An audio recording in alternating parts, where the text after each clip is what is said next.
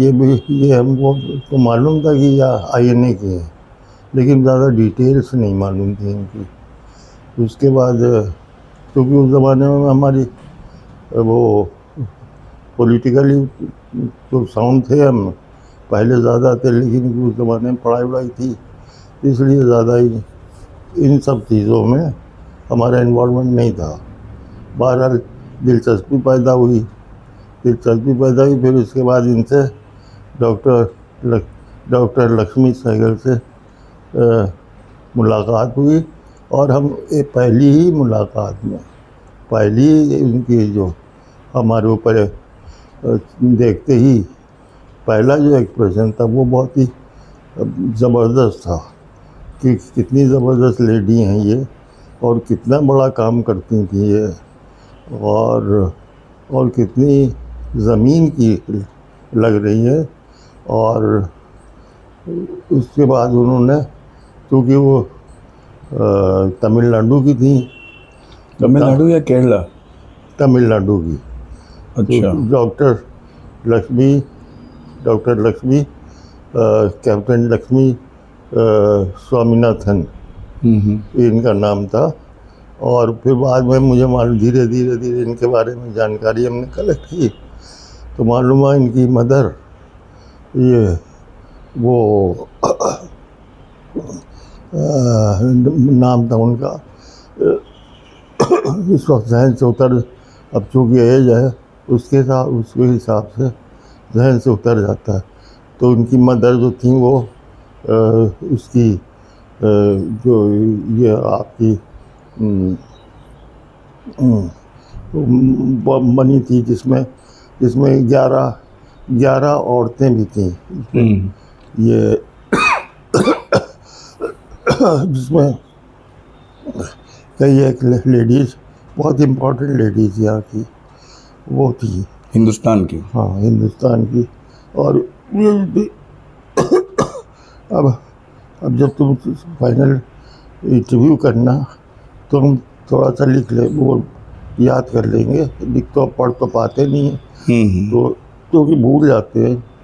उनकी मदर का क्या नाम था? वही याद नहीं है, लेकिन सबसे पहले मिले कब थे इनसे? किस सन में? इनसे तकरीबन 1980 के करीब, 1980 में। 1980 में।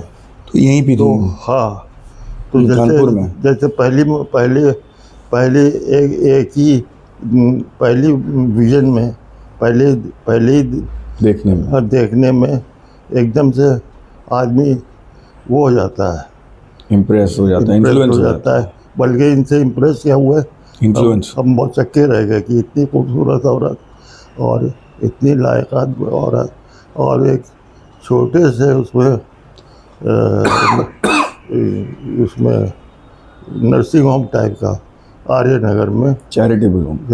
चैरिटेबल भी नहीं, हाँ चैरिटेबल तो यूँ कहो कि वो किसी के लिए चैरिटी करती नहीं थी, मानती नहीं थी इस चीज़ को। वो उन लोगों के लिए पैसा इकट्ठे करती थी जो उनके यहाँ वो करती थी। एक डॉक्टर थी, 2 डॉक्टर थी, और बाकी जो उनकी सब वो होती हैं, ये होती हैं जितनी भी नर्सेज उनके लिए। और बाकी तो उन्होंने एक बॉक्स रख रखा था, उसमें उन्होंने एक वैसा बना कंट्रीब्यूशन। हाँ, तो कंट्रीब्यूशन के लिए वो जो कुछ भी होता था उससे वो उस मेडिकल सेंटर को चलाती थी, और उससे वो खुद अपना पैसा, चूँकि उससे तो लेती, जाहिर है उससे क्या लेगी वो, लेकिन खुद भी अपना पैसा वो हर महीने उसमें जो भी होता था, जो जैसे उन्होंने अपनी तनख्वाह 1000 फिक्स की, तो वो अपनी 1000 तनख्वाह उसमें डाल देती थी, और उसके अलावा भी डाल देती थी। तो वो इन जो पेशेंट्स आते थे, औरतें जो पेशेंट्स आती थी, जो भी आते थे, वो उनके ऊपर वो खर्च किया जाता था, और देती नहीं थी, उनके ऊपर वो खर्च करते थे। जो बहुत गरीब औरतें या इस तरह से जो नहीं कर पाती थी, एक दवाएं ववाएं सब मुहैया कराती थी, दवाएं वगैरह वो, लेकिन बहुत ज़्यादा चैरिटी पे बिलीव नहीं करती थी, काम पे ज़्यादा बिलीव करती थी, और उन्हीं लोगों के ज़्यादा इलाज करती थी जो काम पसंद करते हैं। और ज़्यादातर लेडीज़ उनके यहाँ से निकल के, और पहले से भी वो इनके साथ हो ली, और एक उनकी टीम बन गई, पूरी पूरी की पूरी टीम। ये क्यों? इतनी बड़ी, लेकिन वो इंडियन नेशनल आर्मी में है। इंडियन सुभाष चंद्र बोस की इंडियन नेशनल आर्मी की जो वो थी, औरतों की विंग थी, लेडीज, लक्ष्मी ब्रिगेड। हाँ, लक्ष्मी ब्रिगेड थी, उसे उन्होंने इंचार्ज बना दिया था, जो हालांकि लक्ष्मी भी इनका भी नाम था, तो वो लक्ष्मी ब्रिगेड थी, उसकी ये सर्वा हो गई, और वो उसकी कैप्टन हो गई उसकी। फिर उनका तो फिर बराबर चलता रहा, बहुत ज़बरदस्त किस्म का, आज़ादी के मूवमेंट में पता नहीं कहाँ उस ज़माने में जापान और कहाँ तो सुभाष चंद्र बोस से भी इनसे बहुत ज़्यादा इम्प्रेस थे वो, ज़ाहिर इम्प्रेस क्या थे, लेकिन ही थे, और उन्होंने इनको बहुत ही अच्छा समझ के इनको बहुत बड़ी वो दे रखी थी, जिम्मेदारियाँ। पोजीशन तो उनके इस तरह का कंसेप्ट था नहीं कि कोई बड़ा बड़ा पोजीशन पे है, कोई इस पे है, कोई ओहदे पे है, तो बहुत बड़ा एक उनको ओहदा वो दे रखा था। तो वो रही, और बरसों रही, जब तक आज़ादी का मूवमेंट रहा तब तक रही, और उसके बाद कहाँ बड़ी कुछ कहीं पे बहुत खतरों में भी रही, और उसके बाद वो पूरी एक डिटेल है उसको, वो उसके लिए तो एक अलग से वो होना चाहिए। तो उनका कैरियर ऐसा था कि उसको आधे घंटे में या घंटे में या 2 घंटे में नहीं बयान किया जा सकता, क्योंकि उनके इतने काम थे। और इसी तरह से वो डॉक्टर भी इसी तरह की थी। और एक इंसिडेंट ऐसा हुआ था, जब हमारा छोटा बेटा अम्मार, जब उन्हीं के नर्सिंग होम में उसकी डिलीवरी हुई, वो पैदा हुआ, तो वो 1993 पे, तो वो मैं अक्सर ये मैंने सोचा कि उसकी उम्र 1 साल कम करा के लिखा दे। तो हालांकि हम उनके साथ जुड़ लिए थे, काफ़ी दिन हो गए थे, 4-5 साल हो गए थे, और हम उनको अच्छी तरह से समझ गए थे कि वो ज़रा सा भी उल्टा सीधा न सुनने को तैयार होती है, न वो करने को तैयार होती है। हमने कहा हो सकता है हम इतने सालों से उनके साथ लगे हुए हैं, जब मैंने डरते डरते उनसे कहा कि मम्मी कहते थे उनको सब लोग, क्योंकि सुभाष की मम्मी कहती थी। तो हमने कहा मम्मी, ये 93 के पैदावार है, इनकी एज 1 साल आप कम करके लिखिए, आपने उससे लिखवा दीजिए। तो बहुत ख़राब अंदाज से उन्होंने हमको देखा और कहने लगी, अब कि आज तो कहा तुमने, लेकिन अंदर से इस तरह की बातें मुझसे नहीं करना, क्योंकि ये सब काम हमारे यहाँ नहीं होते। हाँ, तो मुझको बहुत शर्मिंदगी मालूम हुई। फिर उसके बाद हमने कोई इस तरह की कोई बात ही नहीं की, बल्कि और उनको उनके काम के लिए बहुत से लोगों को मोबिलाइज किया। हाँ, मोबिलाइज किया। जब वो क्या काम करती नहीं तब वो ज्ञान विज्ञान जत्था बनाया गया था, नेशनल लिटरेसी मिशन था वो, नेशनल लिटरेसी मिशन का एक कम्युनिस्ट पार्टी का एक अलग से वो था, उसका उन्होंने उनका यहाँ का वो बना दिया गया था, इंचार्ज उसको क्या कहते हैं वो थी। तो वो हम लगातार उनके साथ जाते रहे कुछ बस्तियों में, कुछ इसमें कुछ उसमें। जब वो बुला लेती थी, कभी हम जा नहीं पाते थे तो गाड़ी भिजवा देती थी, या गाड़ी से खुद आके ले जाती थी। बहरहाल उनके साथ बहुत बड़े बड़े लोगों से हमको मौका मिला कि हम उनसे बात करें। तो मैंने ये देखा कि चाहे छोटा आदमी हो और चाहे बहुत बड़ा आदमी हो, चाहे वो आईआईटी का डायरेक्टर हो, चाहे वो कहीं का भी हो बड़े ओहदे का आदमी हो, या चाहे वो प्रोफेसर हो, चाहे यहाँ का हो, चाहे उनको सब जानते थे। जाहिर है उनको कौन नहीं जानता होगा। और इतनी इज्जत थी उनकी, इतनी इज्जत थी कि डरते डरते लोग उनसे बात करते थे। किसी किस्म के कोई उनसे वो लेते ही नहीं था, मदद के लिए वो हिम्मत नहीं करता था, अपना फेवर नहीं कभी गेन करता था। इतनी ज़्यादा ज़रूरत थी नहीं किसी में, सिवाय इसके कि अगर आप बहुत ज़्यादा डेडिकेटेड हैं तो वो उसको रिकॉग्नाइज बहुत करती थी, बहुत रिकॉग्नाइज करते थे। इसी तरह से एक इसका ये हो रही थी मीटिंग लिटरेसी मिशन की, उसमें हमने एक नज़्म पढ़ी थी। उस ज़माने में बहुत चली थी क्योंकि वो बहुत अच्छी फैज़ी नज़्म थी। और वो उस ज़माने में वो वहाँ का जो मिलिट्री डिक्टेटर था, वहाँ का पाकिस्तान का, क्या नाम था उसका, जनरल वो था, जो मिलिट्री डिक्टेटर था। मिलिट्री डिक्टेटर था, जो जिसको कि उन्होंने भुट्टो ने सुपरसीड करवाया था गलत तरीके से। और उसके बाद उसी भुट्टो को उन्होंने कैद कर दिया था और उसके बाद उसको फांसी दिलवा दी थी। क्या नाम था उसका? वो जो डिक्टेटर था। वो डिक्टेटर थे, वो हक क्या नाम था पूरा, देखो जहन से सब चीज़ें उतर गई हैं हमारे। हक, हाँ कुछ ऐसे ही था कुछ। तो वो उसने फिर उसके ही रिजीम में, उसी के ज़माने में उसने इस्लामिक मुल्क बनाने की कोशिश की, बना भी दिया पाकिस्तान को। उसके बाद उसने जो हिंदुस्तान की ड्रेस है, साड़ी पे बैन लगा दिया था कि ये नॉन इस्लामिक है, इसको कोई औरत पहनेगी नहीं। तो एक तरफ ये फैज़ को उन्होंने कैद करवाया और दूसरी तरफ लाखों के मजमे के बीच में वो इकबाल भानो, जो वहाँ की बहुत बड़ी सिंगर थी, इकबाल भानो, वो नज़्म इतनी अच्छी गा के पढ़ी कि लोग झूम गए और सड़कों पे उतर आए। ऐसी नज़्म थी कि उसका तख्ता पलट सकता था। तो ये होगा। इसके अलावा बहुत से ऐसी चीज़ें इनसे। कौन सी नज़्म थी वो जो सुनाई थी? कौन सी नज़्म थी जो सुनाई थी? हम देखेंगे, लाजिम है कि हम भी देखेंगे। बहुत अच्छी नज़्म, बहुत ज़बरदस्त नज़्म थी।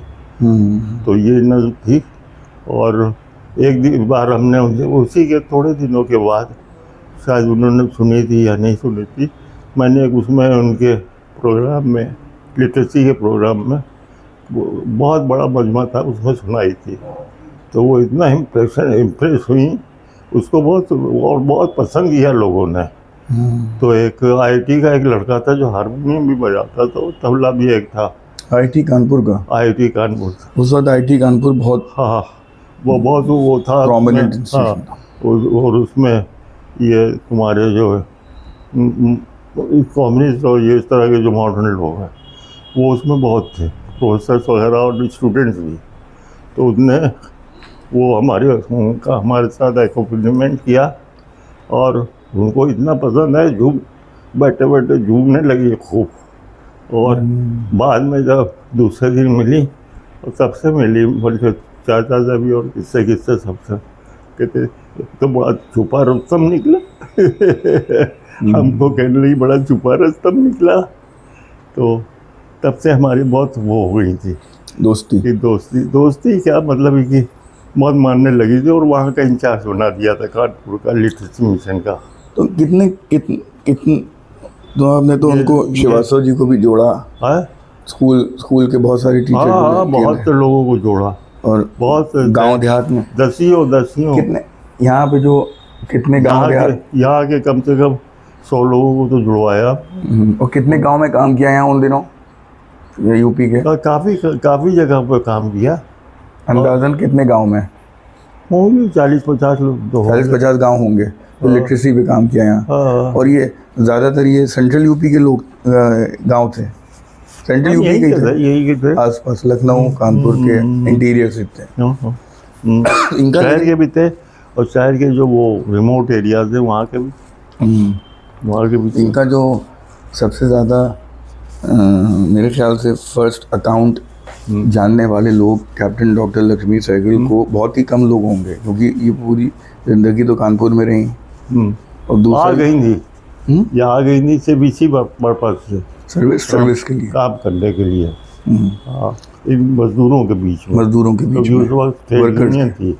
हाँ, तो उस वक्त तो वो अच्छा यहाँ पे मिल्स वगैरह बहुत थी।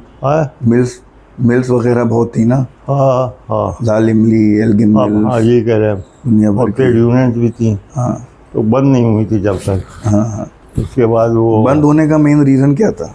अपने हिसाब से आपको क्या लगता है? गवर्नमेंट का इंटरेस्ट था कि बंद इसको प्राइवेट कर दें। प्राइवेटाइजेशन उस वक्त से ये इंटरेस्ट है। हाँ हाँ, और फिर उसके बाद वो और भी रीज़न हो सकते हैं। हाँ, इंडस्ट्रियलाइजेशन है, मॉडर्नाइजेशन भी तो है। हाँ, ये तो पॉलिटिकल लोग ज़्यादा जानते थे। पॉलिटिकल लोग क्या, उसमें हो सकता है कि इंडस्ट्रियल लोग भी जानते हों। हाँ हाँ हाँ, क्योंकि सब कुछ प्योरली पॉलिटिकल भी तो नहीं है। इंडस्ट्रियल लोग भी, जो बिजनेस क्लास है वो भी जानता था।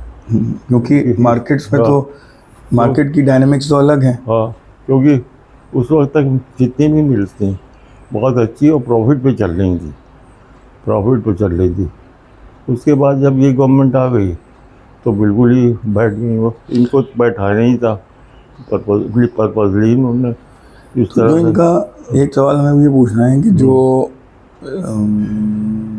सुभाष चंद्र बोस को जानने वाले लोगों को इतना closely captain doctor Lakshmi Sahgal से बड़ा तो कोई फर्स्ट अकाउंट तो रहा ही नहीं होगा। थे बहुत से लोग थे, और भी लोग रहे होंगे। जैसे ये थे तुम्हारे ये ढिल्लो शाहनवाज सहगल, बाद में सहगल कैप्टन, अरे वो कर्नल सहगल से इन्होंने शादी भी कर ली थी और कर्नल सहगल इसीलिए इनका नाम पड़ गया था डॉक्टर लक्ष्मी सहगल। तो सहगल साहब उतने ही अच्छे थे जितनी ये थे। और ये लोग ऐसे थे जो अपने को जाहिर नहीं होने देते थे ज़्यादा। नहीं तो हमें तो याद है कि आज तक मतलब जब तक हमने इनको देखा, उन्होंने कभी अपनी तरफ से कभी अपनी लाइफ के बारे में या फ्रीडम जब पूछा गया मूवमेंट के बारे में कभी भी नहीं बताया। लाइफ के बारे में तो नहीं बताया, फ्रीडम स्ट्रगल के बारे में भी कभी डिस्कस नहीं किया। मूवमेंट के बारे में हाँ, वो आपका भाई क्या है इस तरह से। हाँ, मतलब वो लोगों को क्यूरियोसिटी हुई खासतौर से कॉलेजेस में, स्टूडेंट्स में, और इन लोगों को, तो उन्होंने बाकायदा वो तो अवेयरनेस फ्रंट पे किया होगा। क्या है था क्या ये INA था क्या, क्यों उसमें गई, किस वजह से गई, और कितनी ज़्यादा उनसे सुभाष चंद्र बोस से कितनी मुताबिक। तो एक बार अम्मार ने उनका इंटरव्यू लिया था। हाँ, तो अम्मार ने पूछा था कि आपके सबसे फेवरेट पर्सन कौन थे INA में? कहने सुभाष, वो थे ही, उन्होंने कहा सुभाष चंद्र बोस। तो बहुत ही उनको मानते थे वो। तो जो उनका क्या कहना था जो आजकल क्या मतलब काफ़ी पहले से सुभाष चंद्र बोस के बारे में जो लोग कहते हैं कहाँ रह गए थे या क्या हो गया उनका, जो लास्ट वक्त आखिरी वक्त था, वो क्या कहती थी? कभी उन्होंने बताया इसके बारे में? और सुभाष चंद्र बोस के बारे में उनका जो लास्ट वो था वक्त, आखिरी वक्त था, वो कहाँ गुजरा? कानपुर में। किसका? लक्ष्मी सहगल का। और सुभाष चंद्र बोस का? सुभाष चंद्र बोस तो उनकी हिस्ट्री तो अलग है, वो पता नहीं कहाँ के। उसके बारे में इन्होंने कभी डिस्कस नहीं किया? नहीं, उसके बारे में डिस्कस नहीं किया। और वो बाद में पता चला कि उनका जहाज अगवा कर लिया गया, कहाँ गिर गया या कुछ उनका पता नहीं चला। उसमें वो तो मतलब काफ़ी कई तरीके की थ्योरीज हैं उसमें। हाँ, वो अलग चीज़ है, ये अलग चीज़ है, क्योंकि वो कानपुर में बहुत ही इतने ज़्यादा लोग थे ये जो फ्रीडम फाइटर्स थे उस ज़माने के, उनके पास ये कि एक मिनट का हिसाब था।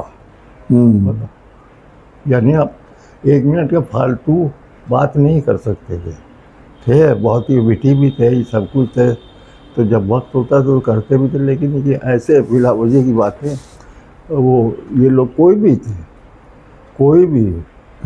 बिल्कुल नहीं करते। इवन गांधी जी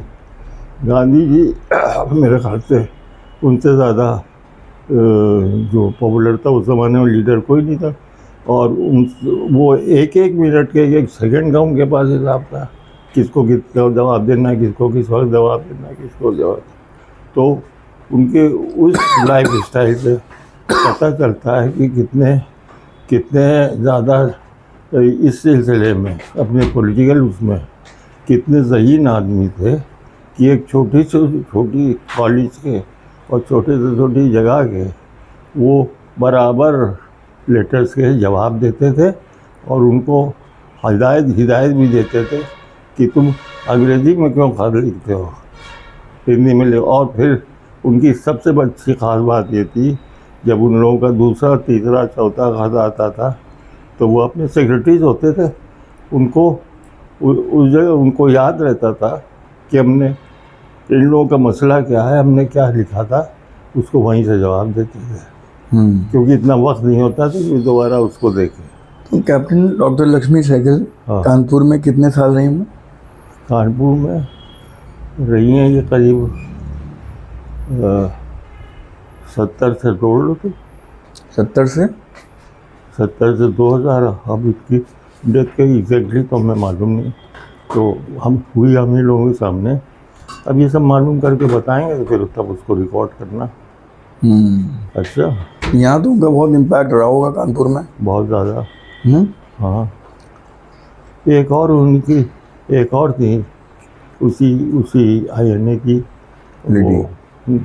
लेडी थी, कैप्टन वो भी थी शायद, तो अब उनका नाम भी भूल रहे, वो भी बहुत प्रोमिनेंट थी। तो ये लोग कुछ ऐसे अलग ही तरह के लोग थे, उनको क्या कहा जा सकता है। तो मेरे ख्याल से ये वो लोग थे, लगता था कि सीधे आसमान से उतरे और ये काम करने के लिए उतरे। मतलब इनके दिमाग में छल कपट है ही नहीं। मसलन जैसे वो तो तुम्हारे गांधी जी तो थे ही, ये भगत सिंह। हाँ, भगत सिंह इतना पॉपुलर था, और 23 साल में उसको फांसी हो गई थी। 23 साल की उम्र में बहुत कुछ लिख डाला था उसने, अब बहुत कुछ लिख डाला था। तो इतना पॉपुलर था पंजाब में कि हर घर में उसकी वो लगी रहती थी, फ़ोटो, तस्वीरें, और गांधी जी से ज़्यादा पॉपुलर था पंजाब में। लेकिन हमें लगता है कि जो overall freedom, Indian freedom struggle में हिंदुस्तान से यूपी, बिहार और पंजाब का बहुत बड़ा रोल था। पंजाब का और बंगाल का भी। बंगाल का, हाँ, तकरीबन हर सूबे का था नहीं, लेकिन इन सूबों का बहुत ज़्यादा था। चलिए ठीक है। अब फिर आगे बताएंगे, फिर से बताएंगे, क्योंकि इस वक्त हम भूल भी रहे थे और हमारी ज़बान भी लड़खड़ा रही थी, तो इसको कहीं ना सुनाना था। सुना देंगे किसी को? नहीं अच्छा, और उसका क्या, ज़ियाउल हक? हाँ, ज़ियाउल हक था उस समय में, वहीं से ही मिलिट्री डिक्टेटर, और वहीं से वो जो है नेशन स्टेट ये था भी कि नहीं मालूम नहीं हमको, मगर बर्बादी उनकी वहीं से शुरू हो गई, और आज भी उसी राह पे चल रही है वो कंट्री। ऐसा हमें महसूस होता है। वो हुआ। हाँ।